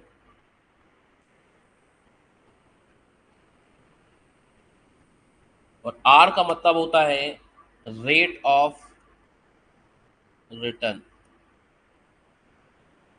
कि वो इक्विटी शेयर होल्डर यहां पैसा ना लगाता, कहीं और लगाता, तो उसको क्या रिटर्न मिलता। तो कभी कभी ये दे रखे होंगे तो उससे आपको ग्रोथ निकालना पड़ेगा। डायरेक्ट दे रखा तो बहुत अच्छी बात है, कोई दिक्कत की बात नहीं। और कभी कभी ये भी नहीं देगा, बी, ये भी निकालना पड़ता है। ठीक है, वो कैसे निकलता आगे समझेंगे हम लोग, चिंता की बात नहीं है, अभी समझा रहे हैं। अगला एग्जाम्पल लिखना पड़ेगा तो समझ पाओ। तो यहाँ D1 क्या है बता दिया, D1 कैसे निकलेगा, D0 कैसे निकलेगा, नेट प्रोफिट तो पहले से जानते हो, जी का मतलब ग्रोथ रेट हो गया। जी जो है वो पॉइंट में लिखा जाता है, इस चैप्टर की खास बात है। टी और जी जहां भी लिखेंगे पॉइंट में लिखेंगे। टी और जी जहां भी लिखेंगे वो कहाँ लिखेंगे, पॉइंट में लिखेंगे। ग्रोथ अगर 5% बोलेगा तो यहाँ 5 नहीं लिखना है, 0.05। 10% बोलेगा तो 0.10। फिर इस वाले में देखिए क्या क्या है हमारा। तो आर एफ का मतलब होता है return from risk free security. Return from risk free securities. Risk free security जहां पैसा अप एंड डाउन होने, देखो रिस्क का मतलब दो लोग लगाते हैं। रिस्क का मतलब कुछ लोग लगाते हैं कि बैड डेट्स होने को रिस्क बोलते हैं, कुछ लोग रिस्क बोलते हैं कि हाँ पैसा कम ना हो जाए कहीं। तो दोनों टाइप के रिस्क को कंसीडर करता है। जैसे एफडी में इन्वेस्ट करो, 2 लाख की एफडी कराओ तो 2 लाख तो रहेगा ना, भाग तो नहीं जाएगा, ब्याज अलग से मिलेगा, तो वहां कोई रिस्क नहीं है। शेयर में लगाओगे 2 लाख रुपए का हो, शेयर के दाम घट जाए 2,85,000 बचे, तो डिविडेंड तुमको 2 4 5 हजार मिल गया, लेकिन उधर वैल्यू 85,000 बची। और कहो बढ़ जाए तो 10 लाख वैल्यू भी हो जाए। समझ रहे हो। तो अगर किसी ऐसी सिक्योरिटी में इन्वेस्ट किया जहां पे रिस्क नहीं होती, जैसे कि एफडी, गवर्नमेंट की जो सिक्योरिटी होती हैं उनको क्या बोलते हैं हम लोग, रिस्क फ्री सिक्योरिटी। इसके एग्जांपल लिख सकते हो, एफडी है, फिक्स डिपॉजिट, ठीक है, आरबीआई के बॉन्ड, गवर्नमेंट सिक्योरिटी, ये सब क्या होती है, रिस्क फ्री सिक्योरिटी रहेंगी। ट्रेजरी बॉन्ड, ट्रेजरी बॉन्ड वो भी गवर्नमेंट के बॉन्ड में आते हैं। तो कभी कभी सवाल में नहीं बोलेगा रिस्क फ्री सिक्योरिटी का रिटर्न, कह देगा ट्रेजरी बॉन्ड का रेट कर रहा 10%, तो समझ जाओ रिस्क फ्री वाली बात कर रहा है। आरएम होता है मार्केट रिटर्न, यानी अगर शेयर मार्केट में पैसा लगाए तो कितना रिटर्न आएगा,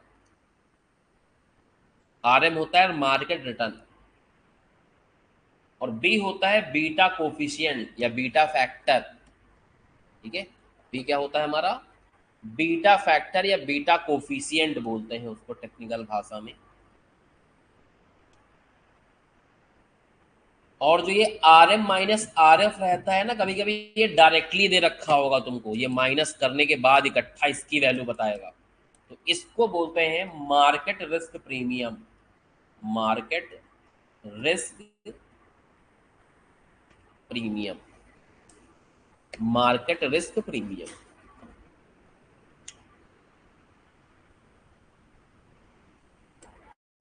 हो गया बेटा।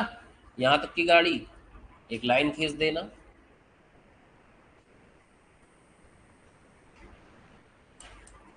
यहां तक लिख पाए बेटा सब लोग? चलो आगे देखो इधर, मेरी बात पहले सुन लो तब नोट कर लेना, ठीक है। जैसे कि मान लो एग्जाम्पल, मान लो किसी कंपनी का अर्निंग पर शेयर 20 रुपए आया हो, कितना आया हो? 20 रुपए। तो हमेशा सारी अर्निंग कंपनी डिस्ट्रीब्यूट नहीं कर देती, वरना कंपनी के पास तो कभी ग्रोथ ही नहीं हो पाएगी। एक कंपनी मान लो 10 लाख के कैपिटल से शुरू किया, जो कमाई सब बांट दे, तो कंपनी की तो कैपिटल हमेशा 10 लाख रहेगी, तो उसका जो विस्तार होना वो हो ही नहीं पाएगा। इसलिए कभी भी जितनी भी अर्निंग कंपनी की होती है वो पूरी डिस्ट्रीब्यूट नहीं करता, कम डिस्ट्रीब्यूट करता है। तो मान लो 20 रुपए का अर्निंग हुई पर शेयर, एक शेयर पे कितनी कमाई हुई कंपनी की? 20 रुपया की पर इक्विटी शेयर, बाकी सबको तो दे दिया। लेकिन इस 20 रुपए में कंपनी ने जो आपको डिविडेंड दिया, ठीक है, यानी कितना बांटा आपको? डिविडेंड। जो डिविडेंड दिया आपको पर शेयर का, वो मान लो 12 रुपए दिया। तो 20 रुपए में कंपनी ने 12 रुपए क्या दे दिए? इक्विटी शेयर होल्डर वालों को डिविडेंड दे दिए। तो कंपनी के पास कितना पैसा बचा? 8 रुपीज। तो उसको क्या बोलेंगे? Retain earning.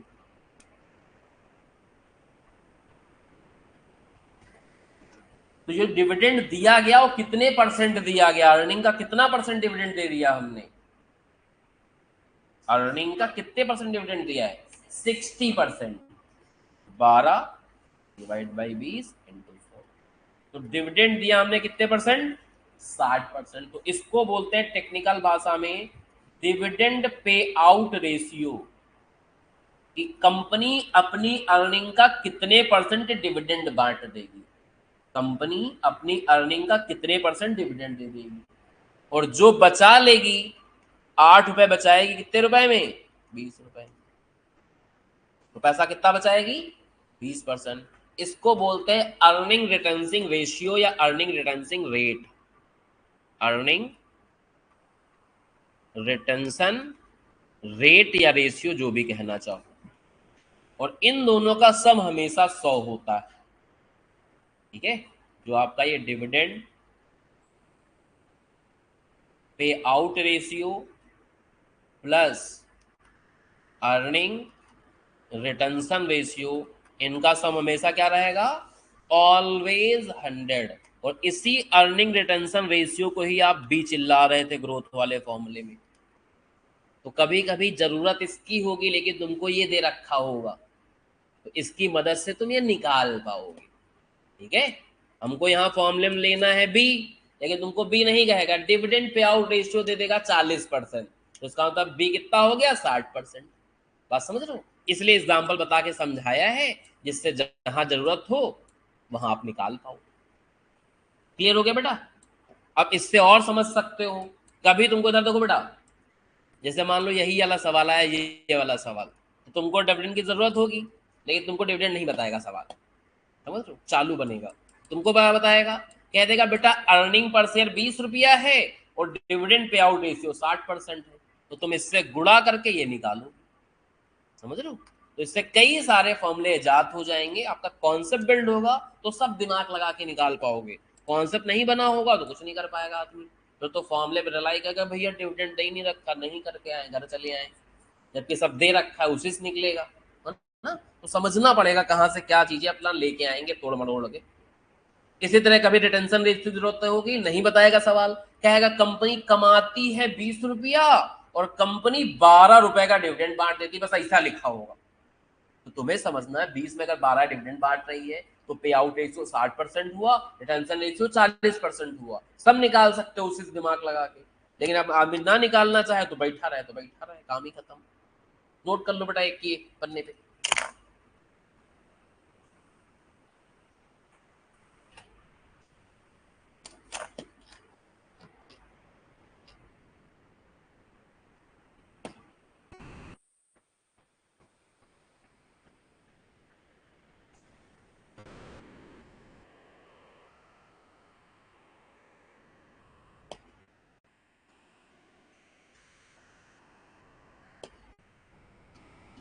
हाँ बेटा नोट कर लिया। हाँ बेटा, आरई मतलब रिटेन अर्निंग, फुल फॉर्म लिख सकते हो। ये अर्निंग पर शेयर है, ये डिविडेंड पर शेयर है, और ये है रिटेन अर्निंग। अकाउंट्स में उसी को आप रिजर्व एंड सरप्लस बोलते हो, रिटेन अर्निंग, अनडिस्ट्रीब्यूटेड प्रॉफिट, है ना, ये सब इसके नाम होते हैं अकाउंटिंग में। रिटेन अर्निंग बोलें, अनडिस्ट्रीब्यूटेड प्रॉफिट बोलें, रिजर्व एंड सरप्लस बोलें, सब एक ही बातें होती हैं।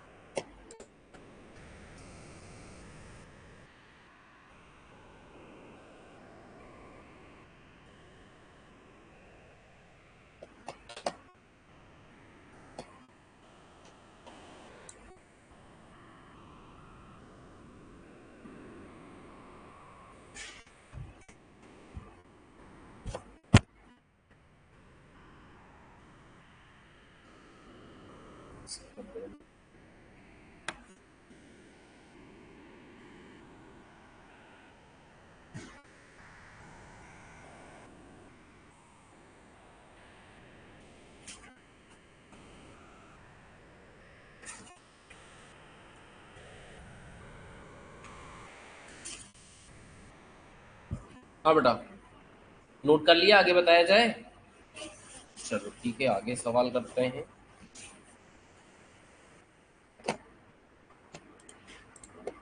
क्वेश्चन देखो,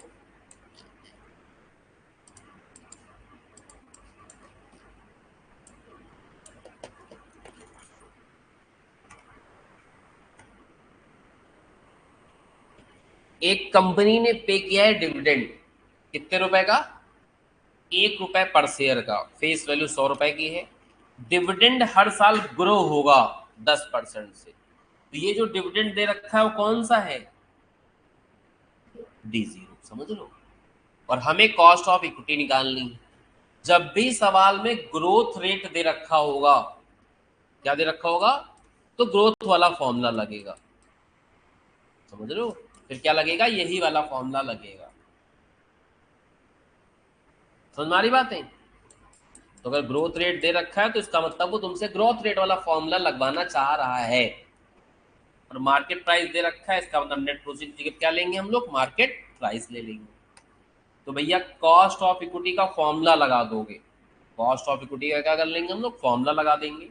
फॉर्मूला होता है D1 डिवाइड बाई, ठीक है, जो लोग नेट प्रोसीड है ना, कई किताब वाले उसको P0 लिखते हैं। ठीक है, नेट प्रोसीड को क्या लिखते हैं कई सारे किताब वाले? P0। तो चाहे नेट प्रोसीड लिखे चाहे P0 लिखे, एक ही बात है।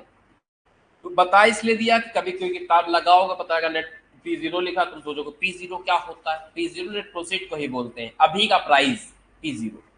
तो डिवाइड बाय नेट प्रोसीड, और इनटू क्या कर देंगे हम लोग? प्लस G, और इनटू, अब D1 दे नहीं रखा तो D1 पहले निकालेंगे, कैसे? D01 प्लस G से। या फिर ये अलग से ना निकाल के, अगर D0 दे रखा है तो यहीं पे ऐसे कर दें, कुछ गलत थोड़ी ना हो जाएगा। चाहे अलग से निकाले चाहे यहां घुसेड़ के लिखें, एक ही बात है। तो डिविडेंड 1 रुपए का है, और इसमें ग्रोथ 1 में प्लस करना है, तो 10% का रेट हो गया। इसका मतलब क्या करेंगे यहाँ? 1.10, 1 प्लस जी है ना, डिवाइड बाई नेट प्रोसीड 55 रुपए, और प्लस यहाँ ग्रोथ 10% के मतलब क्या है? 0.10, और इनटू करना है आपको 100, आ जाएगा आपका सोल्यूशन। आ गया आपका कितना? 12।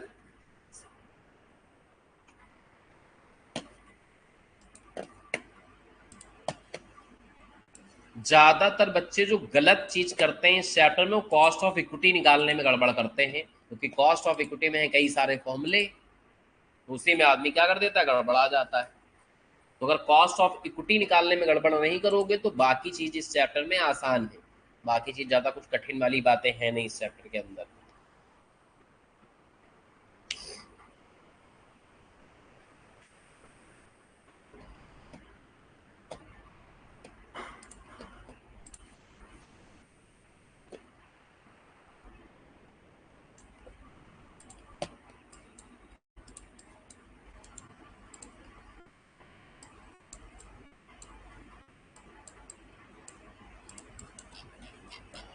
अगला सवाल देखो, कॉस्ट ऑफ इक्विटी निकालनी है, लेकिन सवाल में अगर देखो तो आपको रिस्क फ्री रेट दे रखा है, मार्केट का रिटर्न दे रखा है, बीटा दे रखा है, इसका मतलब सीएपीएम टेक्निक वाले से निकलवाना चाह रहा है। समझ लो, इस इनके खास खास पल कहानी में ट्विस्ट आता है कि मेथड तुम्हें कभी नहीं बताएगा सवाल। समझ लो, मेथड कॉस्ट ऑफ इक्विटी के सवाल में कभी तुम्हें नहीं बताएगा कि इस मेथड से लगा लो।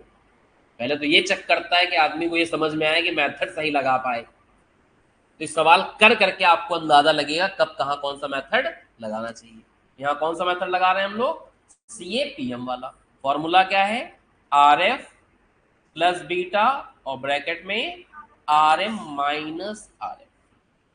तो हमारा आर एफ रिस्क फ्री है 10% का, ठीक है, बीटा है 1.75, आर एम है 15, आर एफ है 10। इस चैप्टर में दो ही चीज पॉइंट में लिखते हैं, जी और टी, बाकी सब जैसे है वैसे लिखेंगे। सॉल्व कर लोगे, ये सब परसेंटेज में चल रहा है तो सब कुछ निकालने के बाद फिर वापस परसेंटेज लगा देंगे, अपना सही हो जाएगा। 18.75 आगे परसेंटेज चिपका दो, आंसर हो गया।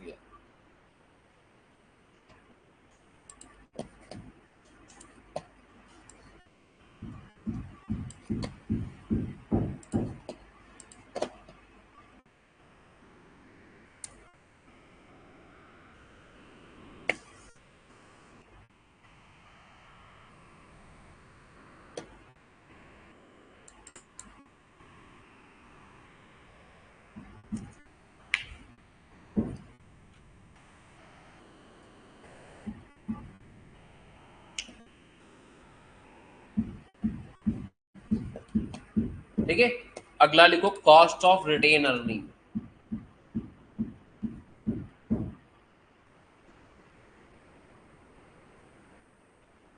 कॉस्ट ऑफ रिटेन अर्निंग, जिसको आप के आर बोलते हो। के आर जो होता है वो के ई के बराबर होता है। के आर जो होता है किसके बराबर होता है, के ई के बराबर होता है, यानी के ई वाले फॉर्मूले से ही के आर निकाला जाता है। बस एक चेंज है, जब आप इक्विटी शेयर फ्लोट कराते हो मार्केट में तो आपकी फ्लोटेशन कॉस्ट लगती है, और रिटेन अर्निंग को तो फ्लोट कराते नहीं हो तो उसमें फ्लोटेशन कॉस्ट नहीं लगती। तो फॉर्मूले सारे वही रहेंगे, लेकिन इन कॉस्ट ऑफ अर्निंग निकालते समय, रिटेन अर्निंग निकालते समय आपको फ्लोटेशन कॉस्ट को क्या करना पड़ेगा, अगर दे भी रखी है तो क्या करेंगे, इग्नोर करेंगे, बाकी फॉर्मूले वही लगाएंगे, बस फ्लोटेशन कॉस्ट नहीं कंसीडर करेंगे। ठीक है, तो एक नोट लिख दोगे, while calculating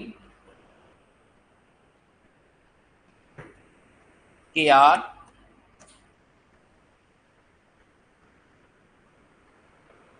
इग्नोर करेंगे क्या हम लोग, फ्लोटेशन कॉस्ट इफ एनी, अगर सवाल में दे रखी है तो। बाकी कॉस्ट ऑफ रिटेन अर्निंग निकालते समय उन्हीं सब फॉर्मूलों का इस्तेमाल करते हैं जो आपने कॉस्ट ऑफ इक्विटी में पढ़ा था। ठीक है, जो भी आपने कॉस्ट ऑफ इक्विटी में पढ़ा है उसी से हम क्या करेंगे, कॉस्ट ऑफ रिटेन अर्निंग भी निकालेंगे। बस फ्लोटेशन कॉस्ट नहीं होती, इस बात का आपको विशेष ध्यान रखना। ठीक है, तो कोई फ्लोटेशन कॉस्ट नहीं लगती है।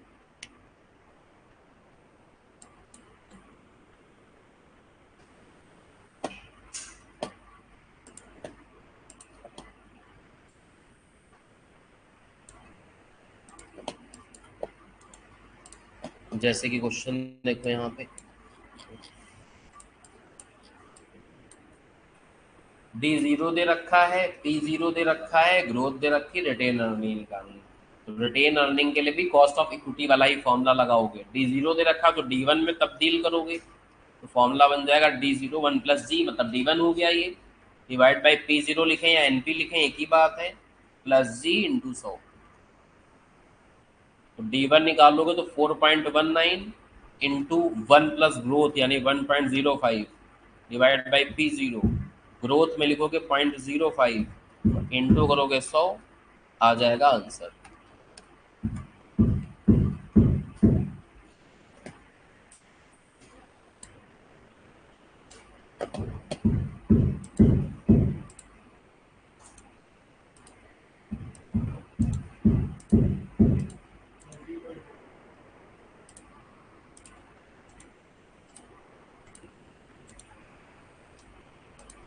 कितना बता रहा हूँ?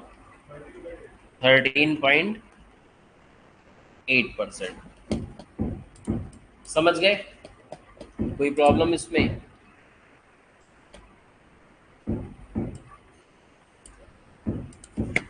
चलो ये अलग करके दिखाओ। फिर से कॉस्ट ऑफ रिटेन अर्निंग पूछा है, CAPM मेथड लगाना है। तो कॉस्ट ऑफ रिटेन फंडिंग का फॉर्मूला लगा दोगे, RF plus beta RM minus RF।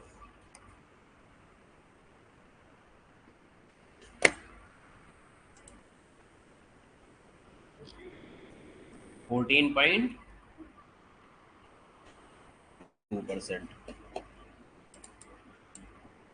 समझ में आ गया यहाँ तक? तो आज आपने देखो, इनको बोलते हैं स्पेसिफिक कॉस्ट ऑफ कैपिटल, जहां पे आपने इक्विटी का अलग निकालना सीखा, डिवेंचर का अलग निकालना सीखा, प्रेफरेंस का अलग निकालना सीखा, रिटेन अर्निंग का अलग निकालना सीखा, लोन का अलग निकालना सीखा। तो अभी तक तो चैप्टर पढ़ के लग रहा होगा जैसे MCQ टाइप का चैप्टर है ये, लेकिन आंसर नहीं। ठीक है, अगर छोटा छोटा ऐसा सवाल आज लगाए, वैसा सवाल आया तो 2 नंबर का सवाल बन रहा है। कभी कभी क्या होगा, एक सवाल देगा और उसी सवाल में आपसे सब कुछ पूछ लेगा, calculate cost of equity, cost of debenture, cost of preference share, cost of retain earning, 4-5 बातें पूछेगा तो अब सवाल बन जाएगा 6-7 नंबर का। और कभी कभी इससे बड़ा होगा। ये सब तो निकलवाएगा ही निकलवाएगा, लेकिन आपसे क्या कहेगा, WACC निकालो। क्या निकालना है? WACC यानी weighted average cost of capital. तो वो कैसे निकाली जाती है, उसका क्या फॉर्मेट होता है, ठीक है, वो हम लोग कल सीखेंगे। तो कल वो सब सीख लेंगे तो चैप्टर हो जाएगा इन। तो cost of capital chapter 2 he class का होता ही है। एक क्लास में सब स्पेसिफिक चीजें सीखते हो और एक क्लास में WACC निकालना सीखते हो बस। और WACC के सवाल में भी ये सब पहले निकालना ही पड़ता है, क्योंकि सब दे देगा तो बहुत आसान सवाल हो जाएगा। ये सब पहले निकालोगे, इसलिए पहले निकालना सीखा है। कल हम लोग WACC वाला सीख लेंगे तो चैप्टर हो जाएगा हमारा फिनिश। ठीक है, तो आज के लिए यहीं तक रहेगा, बाकी कल मिलते हैं।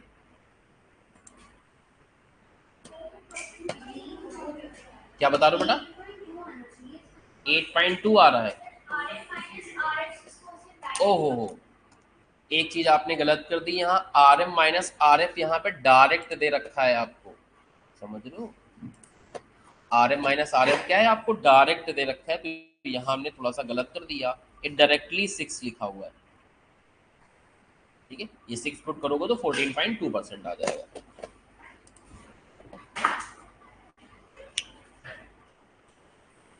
ठीक है, चलो यहाँ तक लगाओ, बाकी कल मिलते हैं।